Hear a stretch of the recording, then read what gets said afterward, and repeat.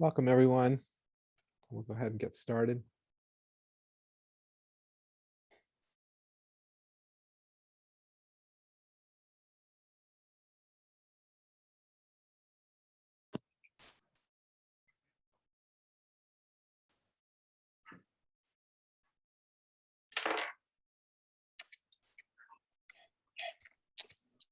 I think in spiritual teachings and contemplative traditions that probably many of us have been involved with in one form or another, we kind of suffer from this illusion, and I think many of the traditions sort of seem to reinforce this, that there's something that we have to do in order to realize whatever it is that we're trying to realize: sense of indivisibility, sense of freedom, sense of openness, a sense of awareness, sense of presence, and so on. And as I see it and experience it and share it with others, it's really much more the practice, if you will, is much more seeing that all of those things that I was just talking about, the freedom, the openness, the indivisibility, the presence, are simply the way reality actually is. So it really isn't so much about us doing something to create something, to make something happen, so much as seeing what's already happening, what's already awake, what's already alive, what's already arising, what's already shining. And in a way, it is as simple as looking and seeing. In fact, our looking and our seeing, if you will, our perceiving, is the very activity of reality itself. The perceiving of this moment is it. This is the dynamic miracle, the capacity to perceive right here, just as it is.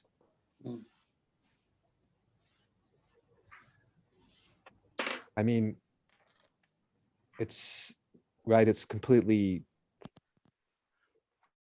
truly unfathomable, isn't it? That what we call perceiving, what we call experiencing, is arising spontaneously.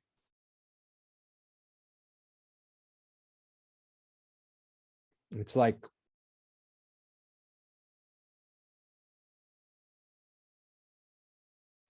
it's like the sense of aliveness that's just here, right? Effortlessly present. The sense of being alive is just here, isn't it? It's not something that we're working to create as an individual. That sense is here spontaneously, effortlessly.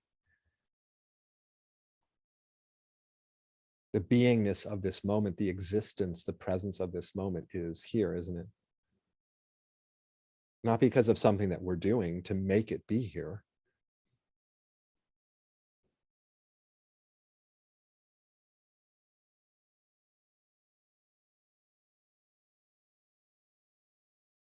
The presence of what is.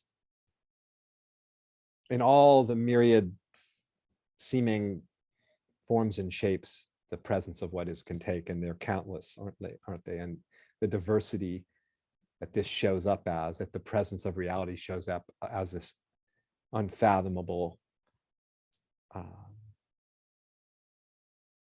boundless diversity, of seeming diversity of everything, all the qualities distinct, all the flavors distinct, every instant unique.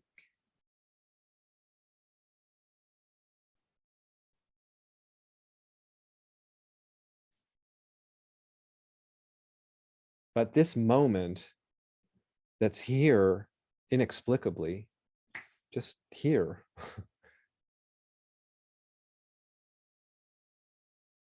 in a very real sense, it's not like a build-up to being here. It's just here instantaneously, isn't it? We can't actually find an experience it's really, we can find in memory the sense of a timeline of creation of the moment, right? Of something leading to something else, leading to something else. But that's actually not what we're experiencing. We're experiencing instantaneity. We're experiencing just this here-ness that's just here without any findable thing preceding it because it's just here inexplicably. It's like the flick of a switch and boom, an entire universe of experiencing just here without us making it happen. I mean, how extraordinary that is. And the knowing of this moment, you know, traditions talk all the time about awareness, you know, so many of the traditions, right? And this, all these countless practices to cultivate more awareness and more presence, which is one way of understanding presence and awareness. But the knowing of this moment is inseparable from the moment. So this moment is self-known. This moment of experiencing that's here magically and miraculously is known. Experience and the knowing of experience is one thing.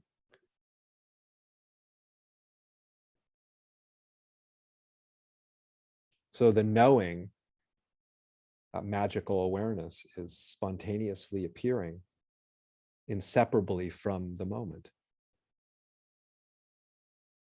So there's no need to do something to make that happen. It is happening constantly, happening. It is the happening of the moment, is the knowing of the moment. Feel the way in which that is so, that this knowing, this knowingness is just here, isn't it?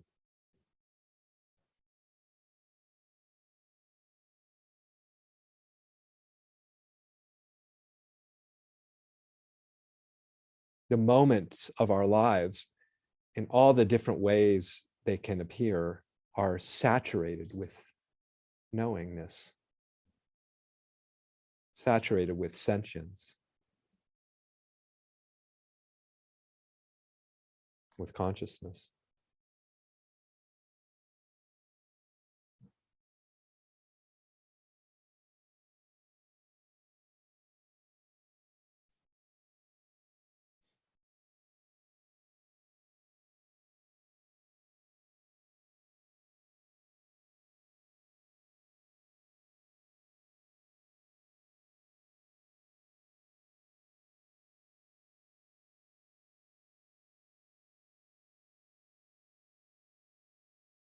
So the knowing of the moment, the presence of the moment, which again, they're inseparable. Presence and knowing are interchangeable terms really for what's here, is completely unconditioned by the way it's looking. The presence of reality doesn't depend upon the flavor of the moment. So it could be, the presence of reality could look like a moment of great sorrow and it could look like a moment of great joy, but it's always the presence of reality, isn't it? Saturated with this knowingness, pervading everything, effortlessly pervading everything.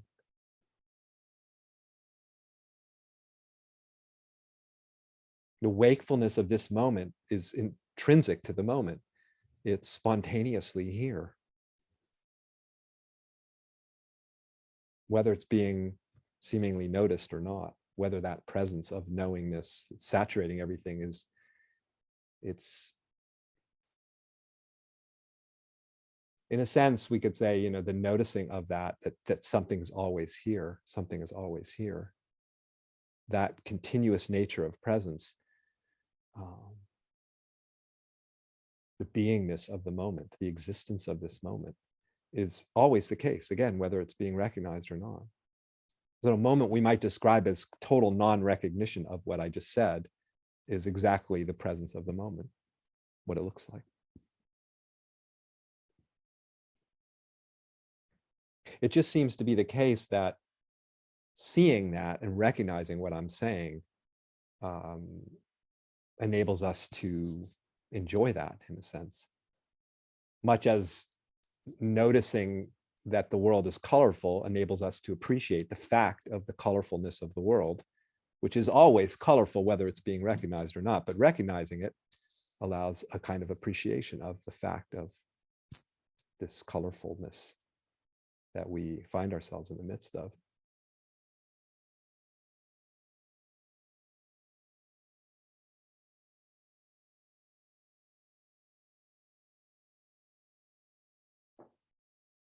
And we could say the same thing about how indivisible this is.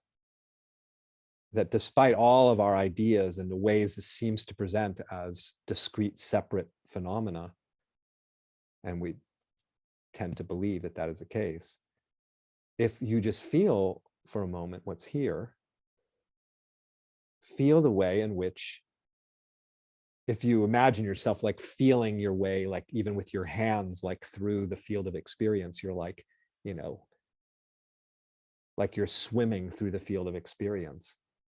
You never hit a wall. You never hit a boundary. Here, just feel yourself swimming through the field of your experience. Literally, you are, in a sense, I mean, really, it's inaccurate to put it this way because you are the field of experience. Because you only know what you think of as yourself as experience. So there's just this experience. So it's not really a separate person swimming through the field of experience. There's just the field of experience. But notice the way in which, as there is this feeling of this field, how no matter what we might think about divisibility and separation, just look and see if you can find any division anywhere. So again, the yoga, that the term yoga, means the union, right? The yoking together. But there's really not a yoking together. There's just seeing that this is already yoked. This is already completely together as one thing. So they call it, in the supreme yoga, Ati yoga, is the yoga of recognizing that yoga is already the case. Union is already the case. Indivisibility is just the way reality is. It's undivided. It's one thing. It's one reality, one nature, one existence, appearing as, obviously, all sorts of discrete, autonomous expressions of that nature, but it can't actually find the boundaries separating one thing from another, which is really quite something, isn't it? To feel that is the way it is. Not as a philosophy, not as something that we have to create, but as just a fact of this existence that seems undeniable when we look and feel the presence of what's here.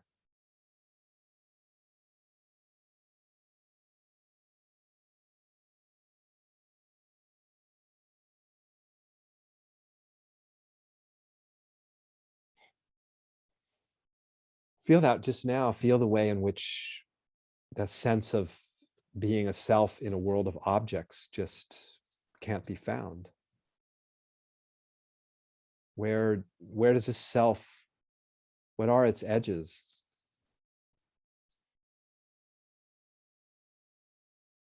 We are the entirety of everything being experienced. There's no place where some subject comes to an end and then the rest of the field of experience begins. There's just a seamless, fluid, dynamic flow of perceiving, of experiencing.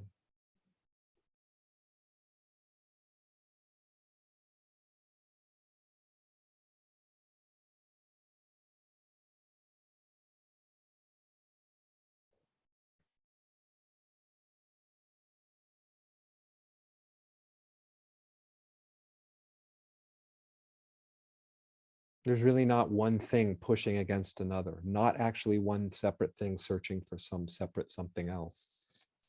It's not really that way, even though it can seem that way. It's just one thing, one aliveness. one reality, one, there's no words really for what this is. It's beyond words, beyond concepts, beyond any possible way of designating what it is, because it's boundless and infinite.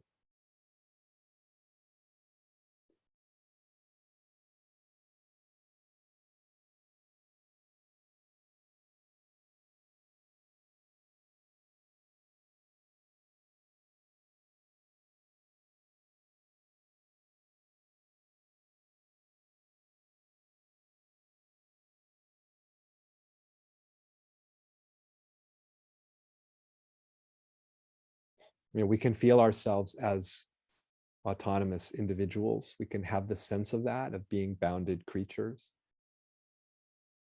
That you feel yourself as experience, and that boundedness starts to be seen through. And there's just an open-ended, sort of fluid,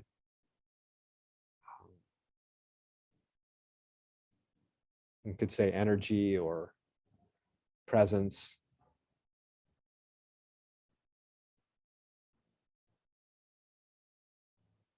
So we could feel like separate waves, but when we just feel our actual wave-like dynamic fluid nature, it's like water moving in water. It's really not two things. It's water. It's a wave. What is a wave separate from the sea? Is it in a relationship to the sea? It's really just water moving with water. It's just one thing that can show up as separate wave-like emanations, but it's just actually one thing, one life, one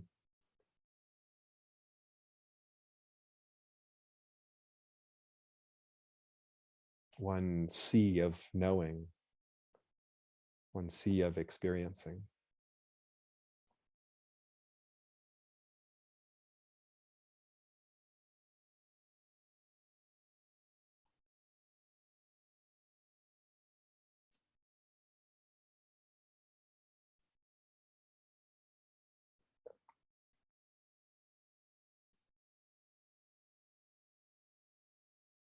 Well, that's probably a good stopping point for now, and maybe just open up and what's on your mind as it relates to this investigation of the nature of what's here, the nature of our experience. Like what is this? What's actually happening here?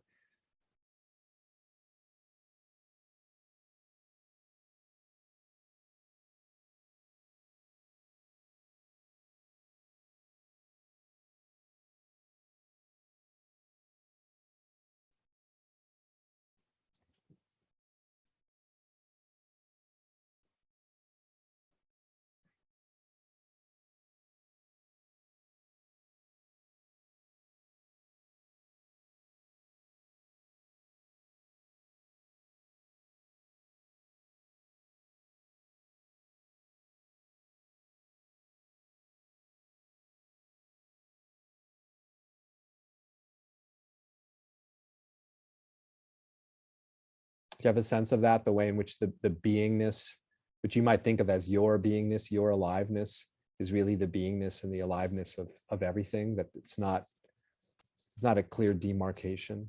There's just the beingness of what's here, completely seamless, undivided.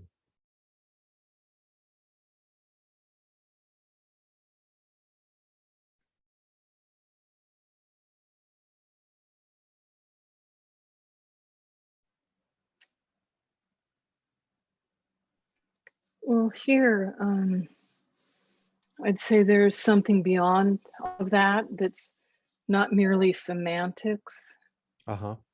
that there's no knowing, no awareness, no experiencing, no experiencer, Mm-hmm. no consciousness, Mm-hmm. no presence, and yet everything shows up. Right. Well said. I mean, because any word that I might use or anyone else might use to try to designate what seems to be happening, what seems to be here,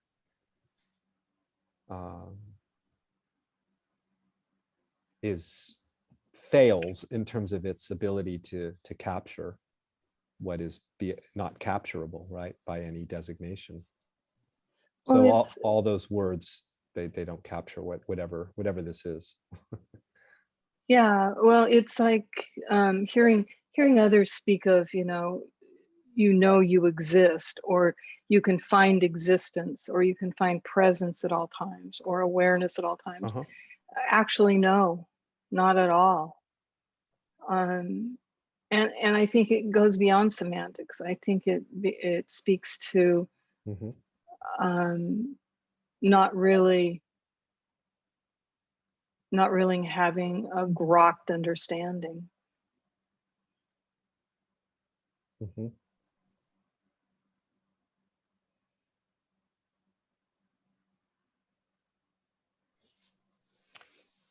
Yeah, I can't disagree with that.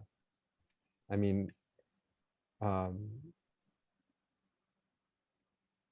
my experience is that it's very paradoxical. There's an undeniable sense of something here, but whatever and you may be pointing to something different in your own experience. I don't know for sure, but there's an undeniable sense of palpable sense of something that's here. I mean, here we are. Here something is here. And we could even call what's here an element of what's here communication. I mean, you just spoke words. Words were spoken. I heard those words. Those words were heard. But so we could say that that's a palpable presence of something, but trying to pin it down as those were words being spoken, and that was another human being speaking those words, and so on and so forth, that's where it gets very interesting, because those semantic structures just don't actually convey the fathomless, indescribable depth of what's actually here. But I would never say that there's nothing here. I guess the words that come up Uh-huh. that fit here are, that's just what's showing up. It isn't. Sorry, can you clarify what you mean by that? When you say that's just what's showing up, what do you mean? Words being spoken, Mm-hmm. the flowers outside the window, that's just what's showing up. It doesn't mean there's a thing here. I don't know if that's helpful. Yeah. No. I absolutely. We could say that what, I mean, this is like, I mean, we're in the deep, beautiful, gorgeous, infinite weeds of this, talking about this. I mean, so something shows up, like there's a hand, so there's no hand in the screen. Now this shows up as a thing called a hand, right? It's sort of something, what is that? It's like, I have a name for it. We have language for it, seemingly, or glass, or if I had a flower, I show you the flower outside, It's nothing showing up as a hand. What's that? Nothing showing up as a hand. It's the hand, yes. Right. Yeah. But I don't even know what that means exactly. Yes, exactly. Yeah. So for sure. I mean, it's so magical in that sense, in the sense of unknowable, Mm-hmm. It's so yes. like, I mean, it's like, if you take the analogy of the dream state, the nighttime dream, you say, wow, like last night I had some wild dreams that were so like, as my dreams seem to often be, my nighttime dreams, often as real as the waking life, in the sense of like, it seems like I'm in a world with people, places, and things, and having interactions and conversations and the whole nine yards.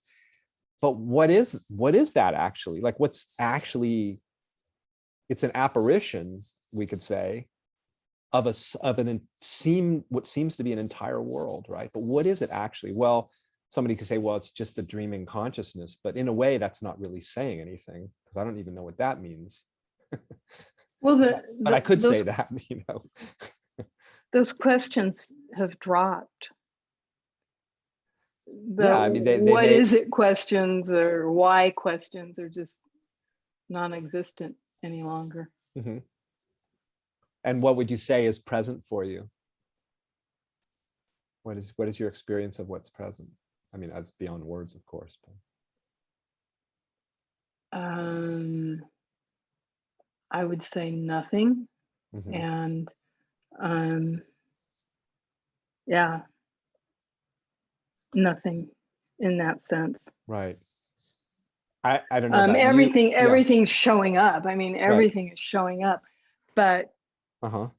present doesn't capture that. Uh-huh. Yeah. Mm-hmm.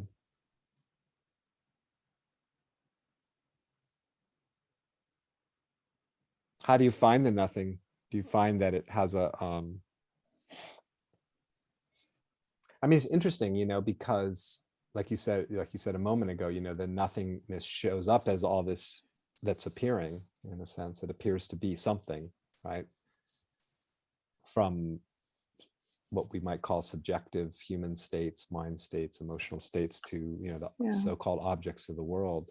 So what's interesting is as a friend of mine likes to say, it ain't any old nothing, you know. It shows up.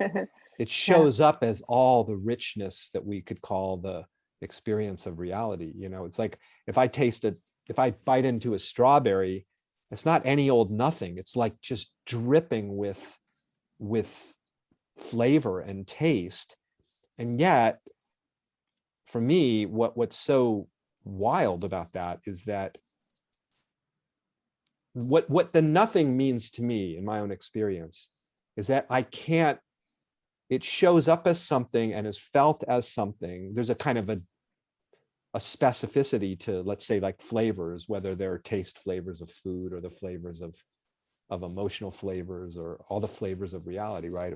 The flavor of conflict and the flavor of harmony. And so it shows up as something very definite and experienced as palpably here. And yet when I go, and I talk about this all the time, you know, when I'm sharing with people, exploring this with people, is that the paradoxical nature is that when I go to pin down what that is and get to the bottom of that seeming somethingness, even the most definite, you know, I'm not going to deny, like, the flavor of chocolate is the flavor of chocolate. It's like, it's there. It's like, I know it. I recognize it. But then when I go to find it, I come up empty-handed always. I can never pin it down. I can never. And I don't, you know, we were speaking at the beginning when you were sharing about the unknowingness. That's the unknowingness for me, is that it seems like it's both simultaneously known as a distinctive flavor or texture or quality of what's here, and yet completely unknowable in terms of being able to actually say, here it is, now I found it. I can't find it. I look and I look and I look and I look, and I can never find it, and yet it's here. So that for me is the dance of what I might call nothing becoming something or seeming to be something. It's like I can't find it, and here it is. It's very weird, but beautiful somehow. And also very freeing in the sense of, because we imagine ourselves as humans of being very bound up in and caught in and troubled by and the victims of all these things that we're describing, all the appearances. And that's the human, much of the human condition, seemingly. And yet, when we investigate all the things that we, beginning with we, seem to be caught in or stuck in or the victims of, we come up empty-handed. So what is actually here? Well, it can't be said. And there's a great sense of freedom in recognizing that. Freed from all the semantic structures that seem to be functioning as boundaries and limiting factors. We're not actually bound in those things, as far as I can see. Yeah, well, your example of flavors, everything is so instantaneous. Mm-hmm. Everything is so instantaneous. There isn't time to label it. Absolutely. Everything just is, I mean, perfect example of that is that one of the things that's been lost, that was a surprise when it was noticed, was personality. I couldn't find personality Right. anymore in others. The everything was so instantaneous that Yep. that that word just, these words just seem to stop making sense any longer, or Mhm. lack under any kind of understanding. Right. Yeah.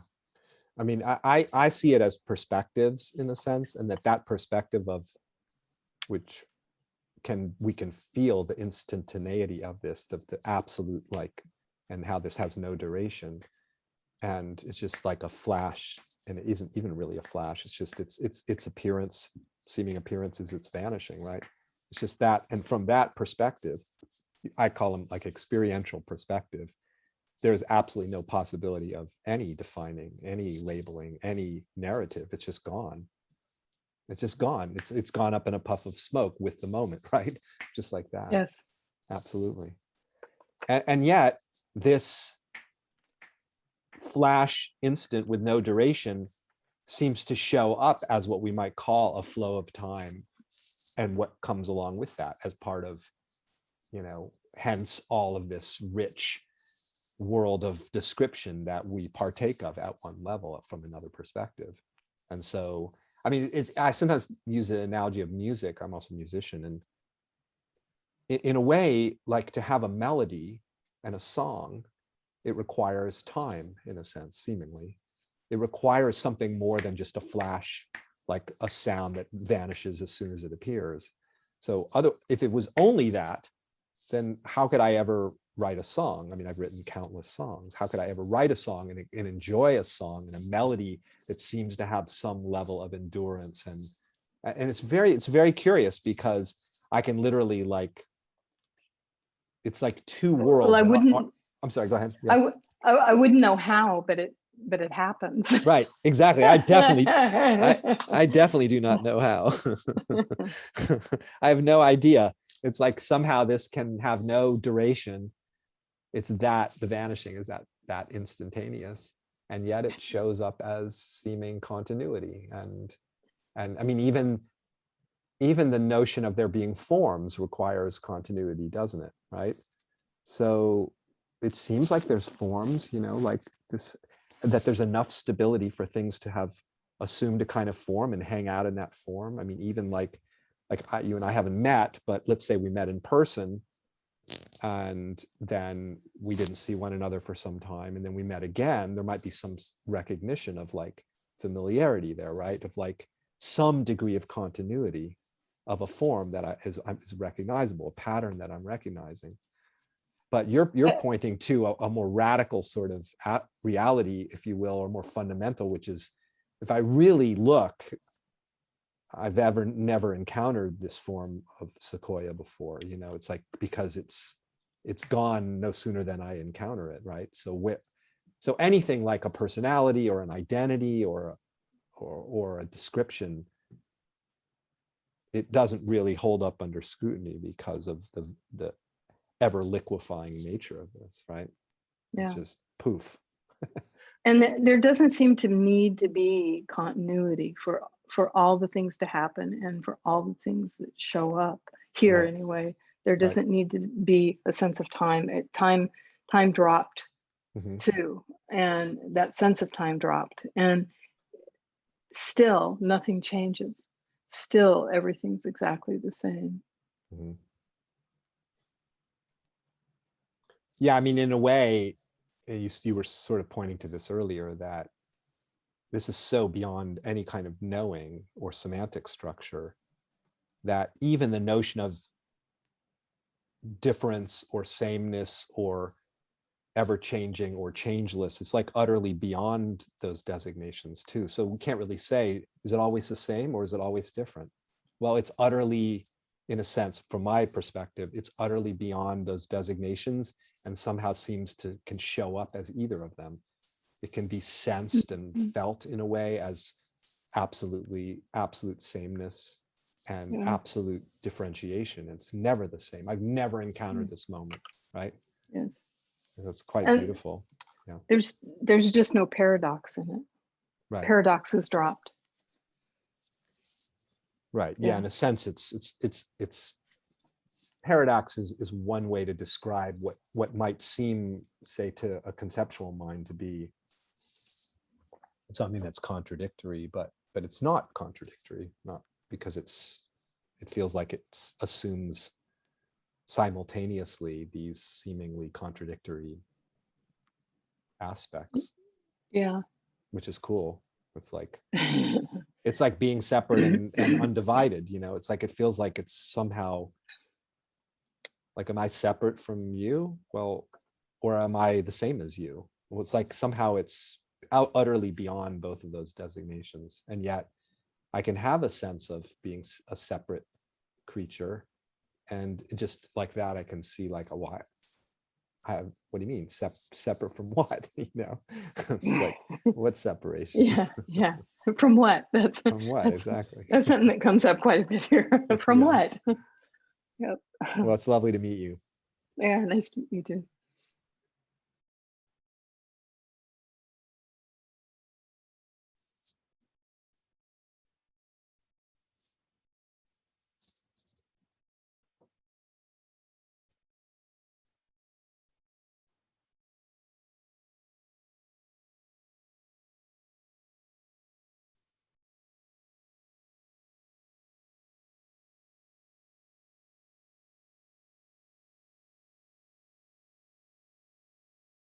It's funny how, you know, I could imagine for many people, a conversation that I was just having with Sequoia um, can seem like just incredibly like abstract and sort of philosophical or something, but it's actually, like, I would say what was sort of being described and pointed to and touched upon in that dialogue was actually palpably discoverable as a not an abstract philosophical notion, but your actual what we might call our experience right now is just that way, showing up as something definite and specific, seemingly like the apparition of experience, what seems to be here.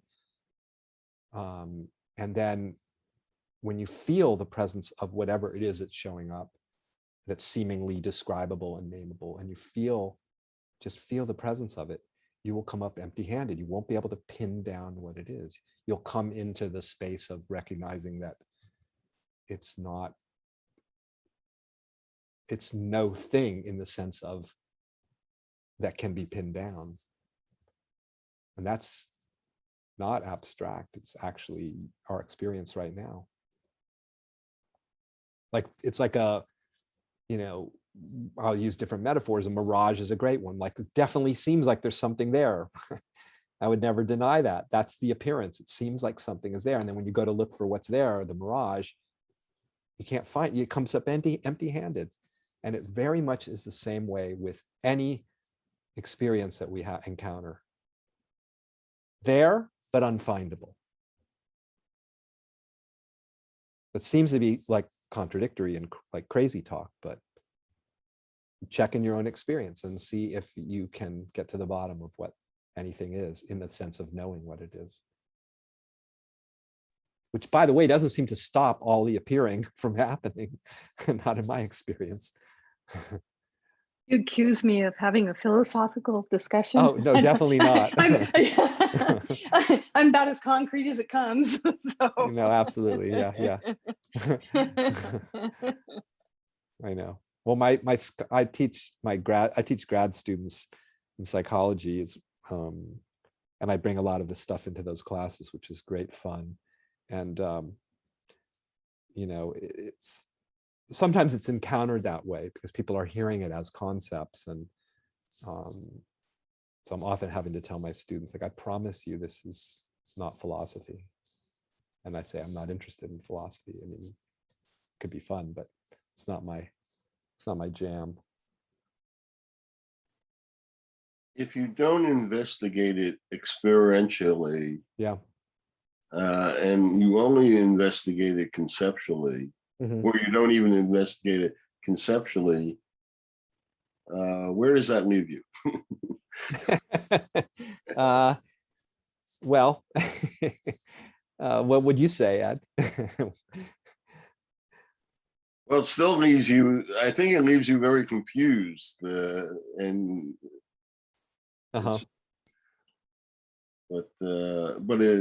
yeah, I think that's where it leaves you. Yeah. Well, I think the non-investigation, we could say, of the nature of what's here, the presence of what's here, uh, is at the root of, so much of what we might call, suffering, right? The human suffering. The sense of, let's take, the sense of something's wrong for beginners, like there's something lacking in this moment, right? So that's a one way of rendering what's here. Something is appearing, my life, the circumstances of my seeming life, all of this stuff, that my world, right?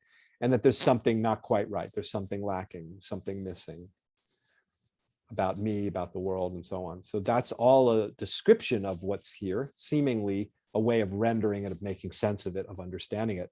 So then the invitation to inquire into what's actually here, and not merely what we imagine is here based on our concepts and language, can reveal that lack is a fantasy. This is completely beyond lack.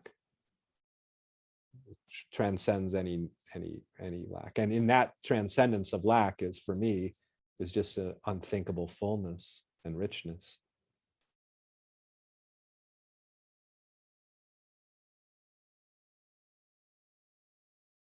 So for the seeming separate little human creatures we are running around in this world, it has a lot of implications, because it can alter one's sense of what it's like to be here. And yeah.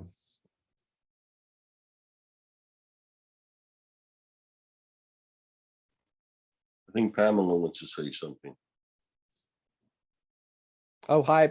Yeah, I'm not always like seeing raised hands. I always tell my grad students this. So Pamela, please, I'd be happy to hear anything you might want to share, if you're raising your hand. You have to unmute yourself if you may be speaking and we can't hear you if you are speaking. There you are. Hi. Hi, I'm sorry. Thank you for letting me join the meeting. Of course. I want to go back to your remark about philosophy. Uh-huh. In the true sense of the word, I see philosophy as the love of wisdom. Mhm. And it completed for me my investigation into psychology. So I'm interested in your feelings about philosophy. Yeah, I mean, it's not, I mean, that question's not terribly germane to, what I'm sharing, other than, I mean, I don't have a bone to pick with any, sort of discipline of knowledge, including philosophy. And, I was trained as a psychologist, and, there's potential value in anything in terms of a way of investigating any field of study, any field of investigation. And I'm what I'm doing, in these meetings and in a lot of my work these days, is inviting people to sort of take up you could even take it up as a kind of possibility or a hypothesis, that what's primary here is not a self or a world that the self is navigating, or any other ideas that we might harbor, but instead what is primary is what we could call experience. And then investigate that experience, and not assume that because we have so much language to seemingly characterize what's here experientially, that, I mean, this is the tricky thing with words, is that if I have a label to describe some aspect that I'm experiencing, so I feel, happy, or I feel sad. So I've just applied a label to describe something that's occurring, right? Something that's arising experientially. What I'm doing in my work is I'm saying, well, let's just stop for a moment and look at what's here, in a sense, outside of the frameworks that the labels that we've applied to it, which tend to lead us to believe that we know what it is because we have a word for it to characterize it. And as it turns out, that investigation can reveal, the investigation of our direct experience can reveal that it's not what we think it is. It's not what we imagine it is through conceptualization and language. It isn't that the concepts in the language aren't, in some sense, indicative of something. Maybe they capture something of, they convey something. They transmit something in the way of understanding of the phenomena, that what's arising. But they really can't convey, they can't, words and concepts, the semantic structures they can't possibly convey the infinite depth and richness and complexity and subtlety and nuance and ultimately indefinable nature of what's here. And that can, again, from the standpoint of what I was saying earlier about philosophy, that can sound like I just uttered a philosophical idea. But when I say that I'm not a philosopher or that interested in philosophy, what I mean is I'm more of an empiricist. I'm more of a, let's look and see what's here rather than think about what's here. We can think about what's here, and that can be interesting and useful potentially. But let's actually investigate what's here experientially and find out what it is. What is it made of? What is reality made of experientially? Which I think is sometimes at first glance seems like a kind of a, well, that's kind of a goofy question. What do you mean, what is experience made of? To me, it is just the most profound question. What is this experience made of? This moment made of? What is it? In the same way you might ask, what a piece of marble is made of, what are its constituent parts? What's the substance of some physical object? What's a flower made of? Physically, let's say, materially, one might be interested in that. A scientist might be interested in that, or whatever, a chemist. What's it like to be like an experiential scientist, an experiential chemist, and investigate what our experiences are made of? What are the particles of experience that make up all this stuff that we seem to have labels and names for? And that investigation reveals again and again and again that we can't say what it's made of, because it's infinity all the way down, bottomless, indescribable, unfathomable. Who knows what it is? I mean, who knows what any of this is? It's a game we play as humans, imagining that we know what this is, but we don't, as far as I can tell.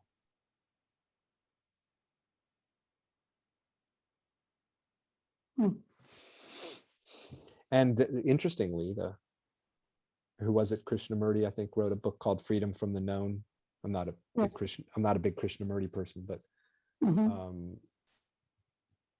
that to me is what I'm describing, is there's a freedom from all of our knowledge about what things seem to be. And it's just a sense of liberated from all of our knowledge, in a sense. Yeah. And freed from the seeming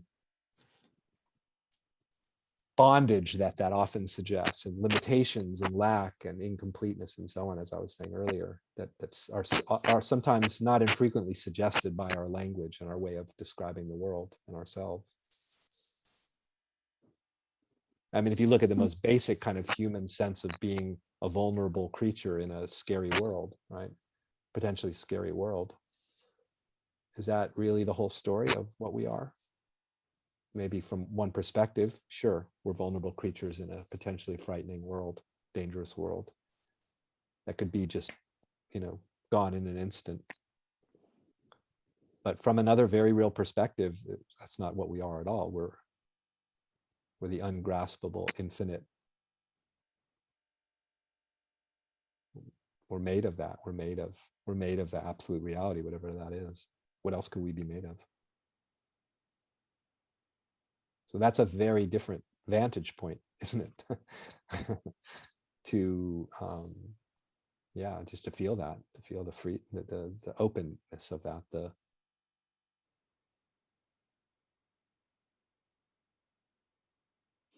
A lot of what you have been saying, it reminds me of the Asian philosophy of non-duality. Mhm. Yeah, I mean, it's a word that, I mean, I've definitely moved in those circles, in my, spoken many times at the conferences dealing around questions about non-duality. And I mean, one way I would make sense of that word non-duality in my own experience is that the word is pointing to how radically inclusive reality is of everything. So in other words, it is Right. everything. Right. So nothing is anything but that singular miraculous mystery. And that everything means everything. And that's what's so radical about it. And that runs very counter to our conventional notions of things like well-being and freedom and enlightenment and happiness and so on, which we tend to have a kind of a hierarchy of experience and circumstance that we then say, oh, well, this is what I'm looking for. This is the well-being and happiness and freedom and so on that I'm looking for. But those other things, no, those don't go in that box. They go in the box of something else, the box of things that I don't like, the things that are not God.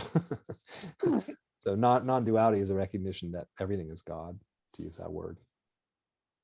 I mean, everything. Right. Yeah, and that's that changes things. Mhm. to feel that the way in which that is so. Thank you. Yeah, thanks, Pamela. It's nice to meet you. Thank you. Me too.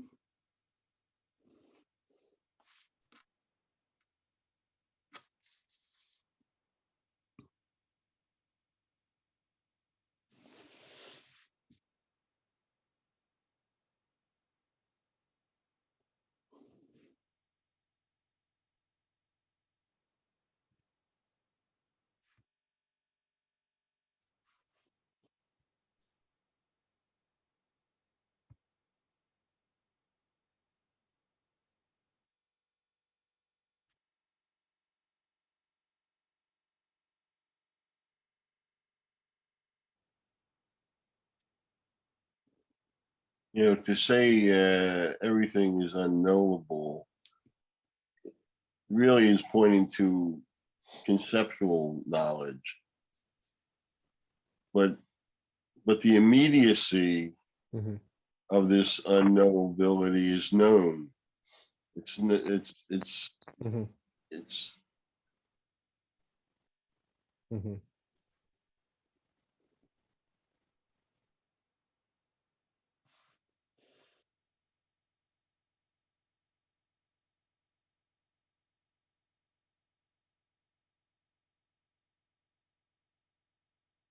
Yeah, it seems like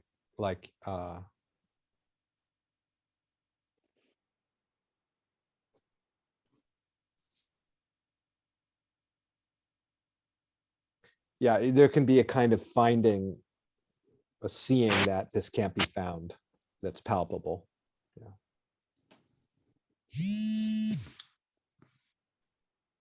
And knowing is not just a matter of the brain. Sorry, Pamela, you were breaking up a little bit. What did you say? Sorry.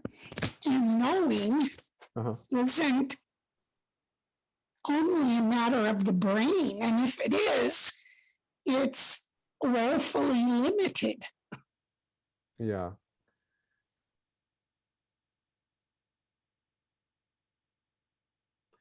Yeah, I mean, I don't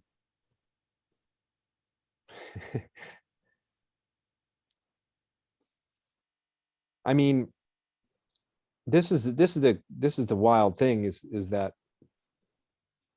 you know, if you even take a purely physicalistic like rendering of reality, okay, and then you take something that we just take for granted of this thing called the brain. You say, well, what is a brain? What is a brain made of? What is a nervous system made of? Well, it's made of, you know, we know what it's made of. It's made of the things that make up matter, right? Cells and molecules and atoms and subatomic particles and quarks, and down and down and down and down the rabbit hole of what we call physicality or materialism.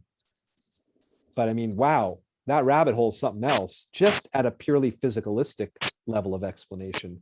A brain is not merely a brain, is it? The brain is unknowable. Who knows what it is? So it's a matter of perspective again. Like, yeah, from one perspective, I know what a brain is. It's this thing that sits inside your head and has whatever billion neurons and trillion neural connections and maybe gives rise to what we call consciousness. I mean, that's all speculation. But we don't even know what a brain even is. Right. So it's pretty funny. It's like,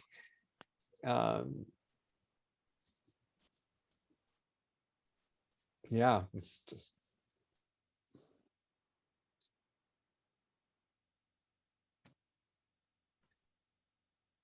It's like we keep building maps, you know, as humans, right? Whether they're religious, spiritual maps or philosophical maps or scientific maps of what's going on here. And it's not that, I mean, that's a beautiful thing, like, you know, that we do that life is doing that, ultimately trying to create maps of itself, to map its own territory and terrain in all the different ways that it does. But no matter how beautiful and powerful seemingly and elegant and sophisticated and evidence-based the maps are, quote unquote,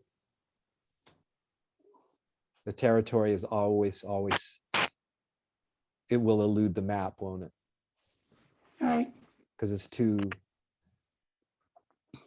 I mean, that's a funny thing that, you know, Sequoia was sort of pointing out in our conversation about the instantaneous nature of this and the ever dissolving nature of it. Is it's like you try to map something with concepts and language, like a thing that you're going to map. We're going to map the human experience, let's say. And it's like, whatever you just mapped is now not the same thing because it just morphed into the next version of itself because owing to its dynamic nature. So in a sense, right away, just that very simple fact of impermanence, the fact of the non-durational nature of phenomena, just can highlight very easily the impossibility of mapping. How do you map this? Well, what are you mapping? Our language is always mapping. Our concepts are always mapping a memory, ultimately, because whatever we just mapped is gone now. And now something else is here. And then we try to map that and it's gone. And it's like, can't do it. It's ungraspable.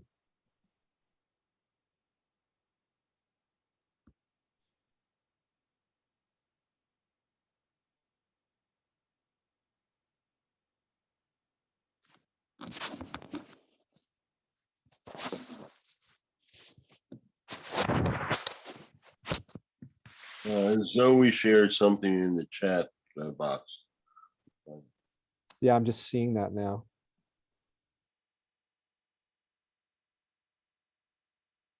Zoe, would you like to share it in your translate for us, or share it? You're welcome to. You don't have to, but you were moved to share it.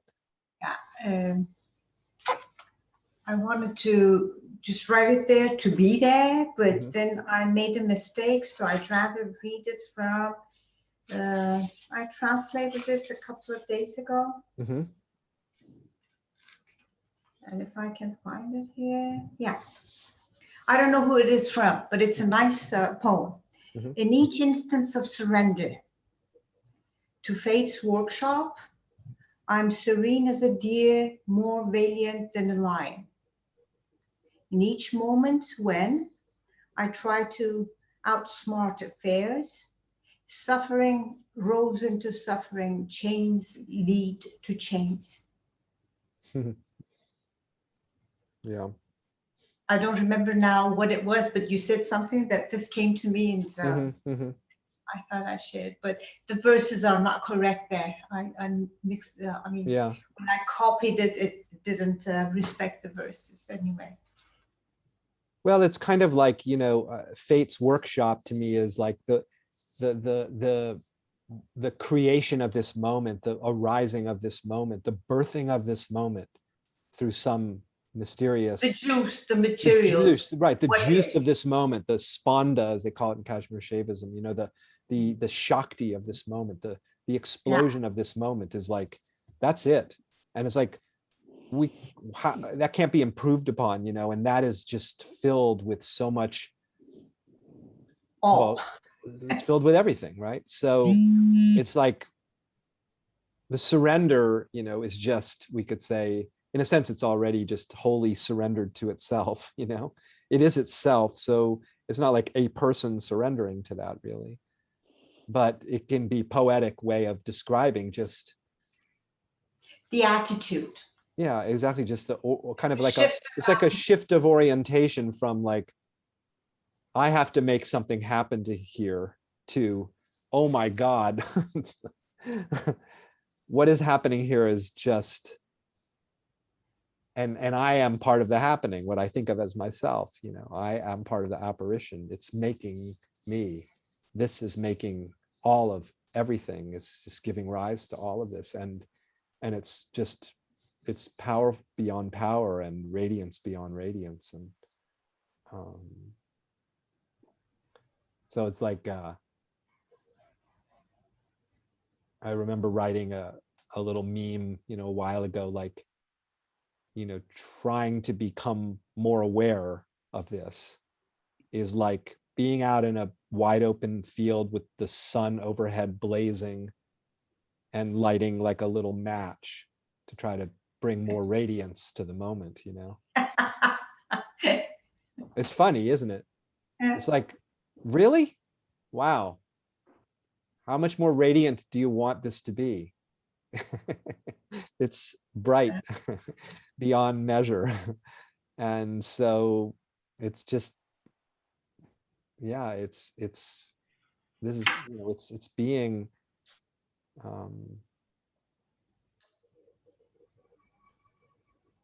yeah, I mean, just, it's like, I'm going to do something to make myself more whole. It's like laughable in the face of Fate's workshop, which is just this complete wholeness, just bursting forth in its wholeness as everything.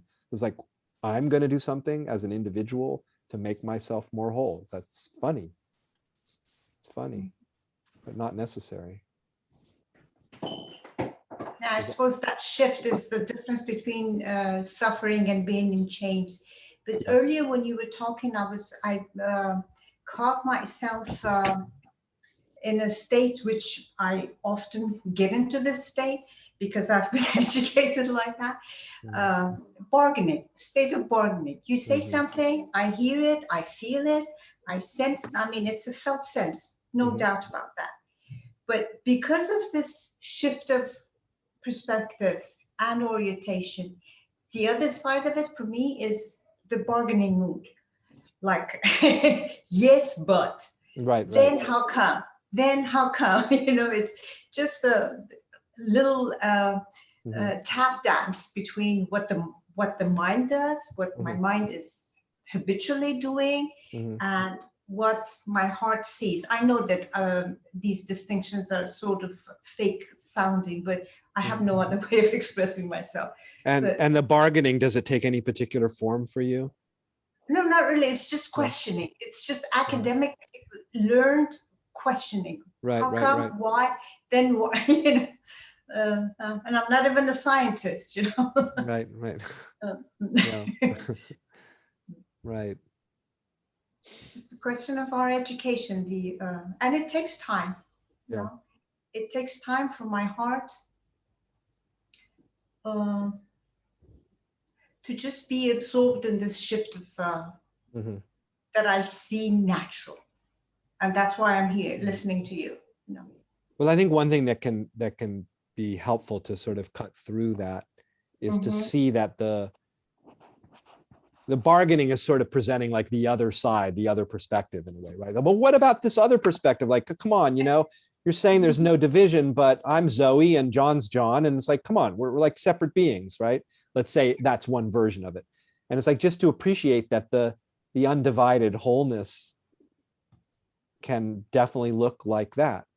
It can look like that perspective. So it's no contradiction, actually. Yeah, I've heard you say it many times, but the arguing thing is that it comes up. It's an automatic but, This appears to enjoy arguing with itself sometimes, doesn't it? No, it's not arguing with the words that I hear or the perspective that I sense you're presenting or sharing. It's the argument inside with the mind, with the habits of mind. That's all. Right. I'm not against anything outside. It's just inside. That's important. It's in there. That's how it is for Yeah. now. Yeah. Yeah. No, I understand. And then there can be an opportunity if you're interested, like in a moment of what you're calling arguing, is to investigate what that is and Yes. see, is arguing really arguing? Yes. Maybe it's just pure radiance. Mhm. And then it's like, oh, it can change, people like, oh, I'm lost in interpretation again, lost in the sense of separation and division. It's like, are you? Or is that language reasserting its view and seeming to be true? It's like, well, look and see, is it? Look and see. And then, yeah. It's traveling one stratum down towards the ground. Mm. Right. Yes, I hear you. Mm. Yeah. Thank you. And it's, and then it gets really interesting when we start to see more and more that it's kind of like, if you use the analogy of the metaphor of a body of water, right? And we describe it as there's a surface and then there's a depth, right? But that distinction's arbitrary, isn't it? So so there's no traveling down to the, like, you're in the depths from the very beginning because there's no line between the surface and the depth. So the ground isn't sort of, we're not really traveling to like a deeper ground. It's just seeing that all there is the ground.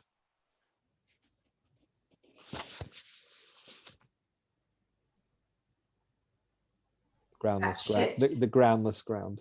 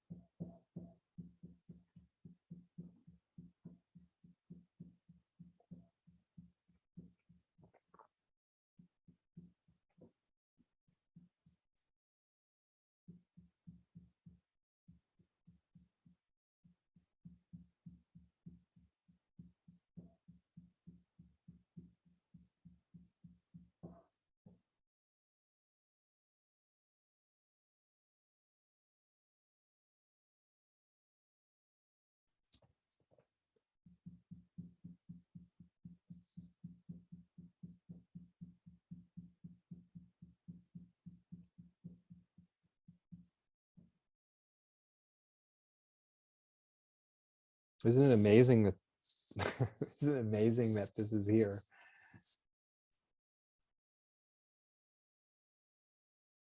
It's just amazing.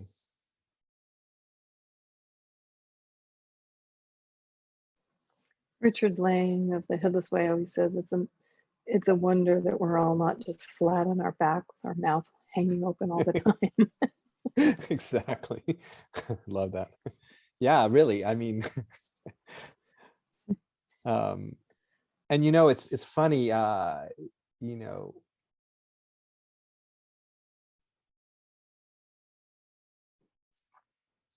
you can look at the absolute tiniest little thing, seemingly insignificant little thing, and discover, just the endless universes that are contained within that seemingly tiny little insignificant thing.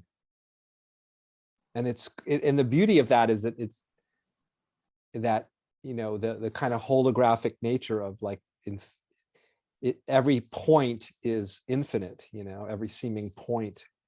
It's like a sky, and every point of the sky is the sky. So you look at this again, the smallest little thing, and so how convenient is that? So anywhere you look, you can discover just how boundlessly, deliciously infinite this is. And yeah, it's awesome.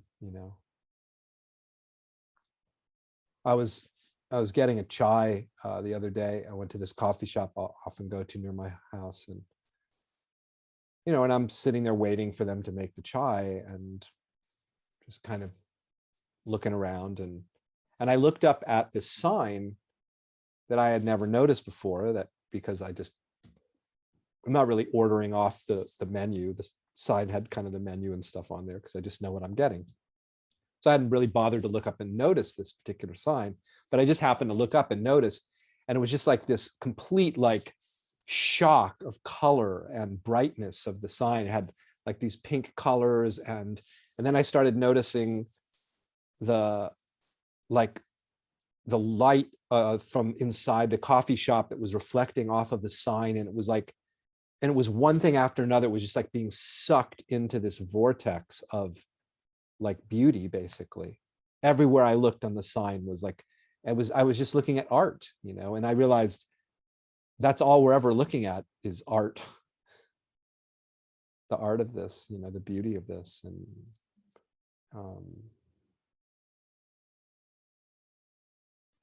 yeah, it's something else.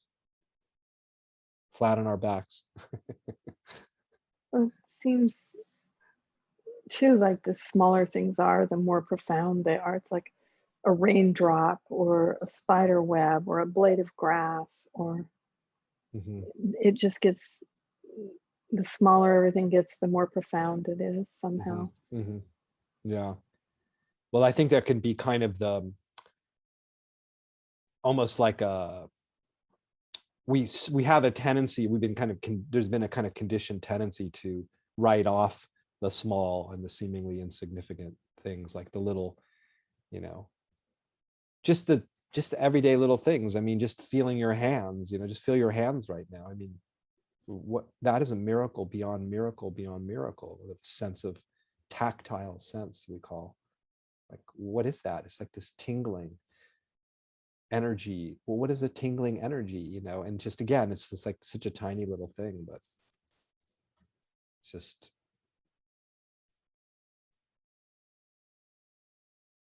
all of it.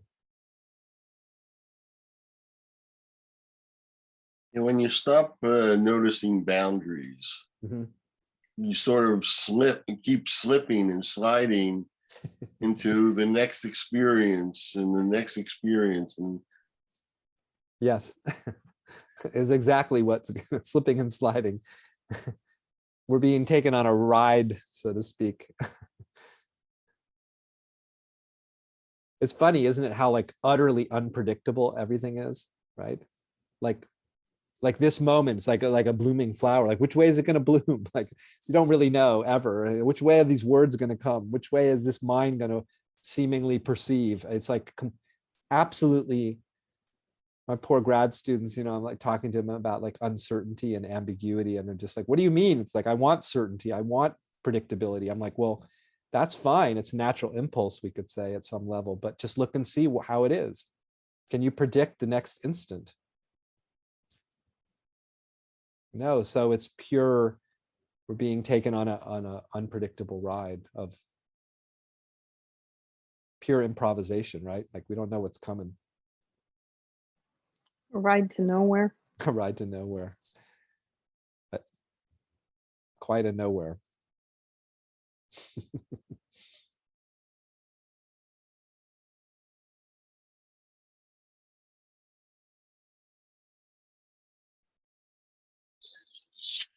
Hi, John, my name's Micah. I'm sorry, Hi. I was Hi, invited by Micah. a friend to come listen in, and thanks for allowing me to do so. Yeah, nice to meet you. Nice to meet you as well, and thanks for, like I said, it's been enjoyable and sparked a lot of curiosity on my part. I have a kind of a wide-ranging question, and potentially it's going to be irritatingly academic as well, because that's just, unfortunately, that's kind of the paradigm I'm in at the moment. You're talking about, I'm not quite sure how you're bracketing this sense that you're talking about, or the subjectivity that you're talking about, and I'm wondering if it's potentially approaching emotion. I don't know, in the sense of like Ray Tirado writing about emotion after the death of the subject. Is that what you're getting at in terms of this perception of ambiguity, the perception of awe, the discussion is circled around? Can you say more about what you mean with respect to emotion and its relationship to this? Yeah, I've been doing a lot of reading lately about animism, object-oriented ontologies, and the idea of the smalls that you just mentioned, like these things that are intensely profound, may potentially have agency, may potentially have subjectivity, and ways of approaching those things in the world that grant us let's say like an unsensed sense, a way of something, a sense that we've not yet bracketed out in the like the Heideggerian sense of bracketing phenomenologically, of seeing the world through a different lens, most simply put. And I wonder if emotion is entering your discussion or your thought processes here in that way. And I realize, like I said, I preface this with, unfortunately, it's a bit academic, and I don't want to push a discussion. Well, that I would way, say but I'm that curious. any phenomena that we might parse out of the whole, you know, and label, like thought, emotion, to take two biggies, there's an I mean, it's there's a lot of different ways to approach it, but you know what when we say there's a recognition of an encounter with something that we label as an emotion, let's say, what is it that is actually being encountered? And there's a lot of different ways to answer a question like that, or explore a question like that. You could explore it analytically, you know, look at it from a neuroscience standpoint. You could look at it from a psychological standpoint, or you could look at it, as I'm suggesting, from a more of an experiential inquiry, like, well, what actually is there? What is it that's showing up? In other words, something, here's the way one way I would describe it is something appears and seems to be present, and then it is then designated or rendered by consciousness or reality as being this, that, or the other thing, right? So if we call something an emotion, and let's take a particular one like sadness, okay? So this phenomena seems to appear, and we know what it is. We reckon, oh, there's sadness here. Like it's recognizable as a pattern of something, right? We can call it a pattern of, well, that becomes the question, actually. What is it a pattern of? If I look in the night sky at a constellation that I have a label for that looks like some recognizable pattern, like, you know, the Big Dipper or something, right? And I say, well, it's a pattern of lights in the night sky that seem to assemble themselves in a certain way that I can then recognize, like, oh, it's pattern recognition. Oh, there it is, it's pattern recognition. So I could say, well, it's a pattern of lights, in the night sky. But in the case of phenomena that we experience, like subjective phenomena, so-called, like emotions or thoughts, what are they patterns of? There's no answer to that question. But the investigation is quite illuminating because it takes you down the rabbit hole of the inconceivable nature of this. Or the other way I might put it in terms of pattern is it takes you to the unpatterned. You can't find the patterns. You can't find the things that make up the patterns. I challenge anyone to find them. What makes up sadness? What is it composed of? What makes up joy? What is it composed of?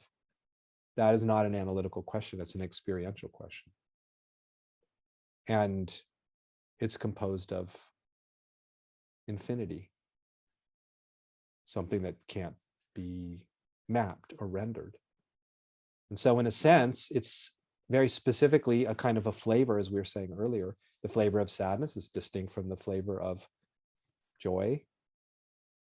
But when you investigate either of those patterns that seem to be showing up as a pattern, you come to the same place. As Aquinas said, you end up nowhere. You didn't go anywhere, in a sense, because you end up in the same place, which is fathomless, bottomless unknowability, showing up as seemingly knowable flavors and qualities and characteristics of the phenomenal world. So this is a curious thing that, they have the term in, I guess, in the Buddhist tradition of the one taste of everything. That's the one taste of everything, which is basically beyond taste. It's the unfathomable taste of everything. So everything has the distinctive flavor that it has experientially, and it has the one flavor, which is beyond description and designation. And that's what I'm talking about. We're very familiar with all the different flavors. I mean, that's the world we seem to live in.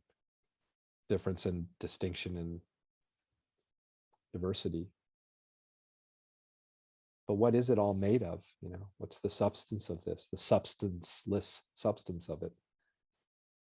Can't say, which turns out to be quite interesting. So if I can't really know what my heartbreak or sadness or despair or confusion is, literally, I can't actually know what it is. I mean, I can seem to know what it is. That's the pattern recognition. But when I investigate it, I come up unknowing what it is. So this is the freedom from all problems, because the problems are defined into existence, literally. What is the problem? What is missing? It's gone up in a poof of smoke when you investigate the nature of this. Sorry, I don't really know if I was addressing your question very directly, but it's what arose in response to the question about emotion. Thank you. It wasn't a very direct question either, so I appreciate that. A lot of the thinking that I've done around the topic recently has been focused on the idea of agency, I guess. I mean, to dig, to lean into animism. If agency is the thing that, let's say, gives mass to this perception, to emotion, like in an analogical state, if you look and see, you listen and hear, you think and apprehend or comprehend, what is the precedent to feel? You know what I mean? Like where is that?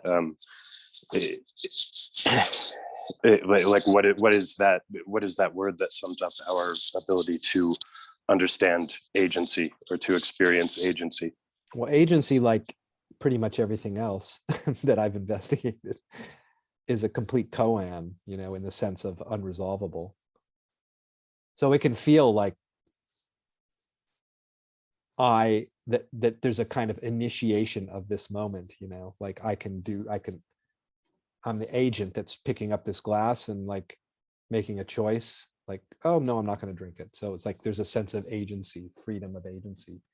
But if I really investigate that, I come up empty-handed. Like I can't find where the impetus to do anything as a free agent comes from. I mean, it's absolutely unfindable. So agency goes up in smoke.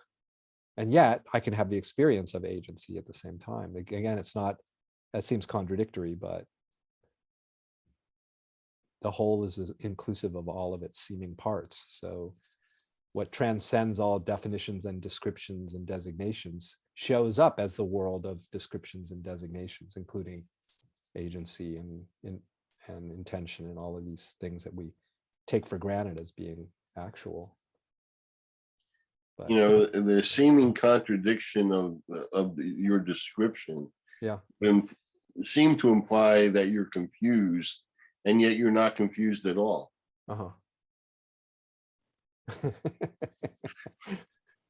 How do you know? I could be totally confused. I'm just teasing. I'm not confused. I know. I'm just joking. Like, yeah. Well, it's funny because it's like, in a way, when this can't be known like definitively, that's the end of confusion. Because confusion is the attempt to try to figure it out, right? And then if I can't figure out, I'm confused. But when you realize there's no figuring, it's like I say, it's like we try to get a handle on something that doesn't have a handle. And when you realize it doesn't have a handle, well, that's the end of confusion. Yes. Thank you all for joining me. Lovely to be with you on this Sunday morning here in California, that is, wherever you happen to be. I know some of you are far from California, so, and yet you're right here. No distance. Isn't that cool? I send you all the best and wish you all the best. And maybe I'll see you another time on another Sunday, maybe. Thanks, everyone. Thank you, John. Thanks so much.